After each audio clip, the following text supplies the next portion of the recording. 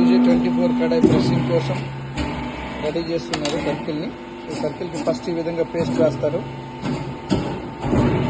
Paste రాసిన తర్వాత ఈ సర్కిల్ని తీసుకెళ్ళి ప్రెస్లో పెట్టడం జరుగుతుంది. పేస్ట్ దేనికి రాస్తారంటే డీప్ డ్రాయింగ్ చేసేటప్పుడు ఫ్రీగా డ్రా అవ్వడం కోసం అని చెప్పేసి ఈ క్రీమ్ రాయడం జరుగుతుంది. యాక్చువల్గా ఈ క్రీమ్ అనేది మనకి గుజరాత్ నుంచి వస్తుంది. గుజరాత్లో అంకలేశ్వర్ అనే ఊరు నుంచి. సో పేస్ట్ రాసింది డైలో పెట్టడం జరిగింది. డైలో ప్రెస్సింగ్ అవుతుంది.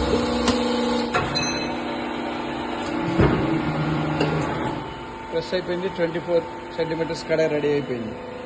సో ఈ కడాయి ఏదైతే ఉందో ఇది ప్రెస్సింగ్ అయిపోయింది. ఇప్పుడు తర్వాత నెక్స్ట్ ప్రాసెస్ ఈ ఎడ్జ్ కటింగ్. దీనికి ఎడ్జ్ కట్ చేసి తర్వాత నెక్స్ట్ ఫినిషింగ్కి వెళ్ళడం జరుగుతుంది. అంటే ఆల్మోస్ట్ ఇక్కడ నుంచి స్టార్ట్ చేస్తే ఒక 7 to 8 స్టేజెస్లో కడాయి అనేది రెడీ అయ్యి మనకు ప్యాకింగ్ అవ్వడం జరుగుతుంది.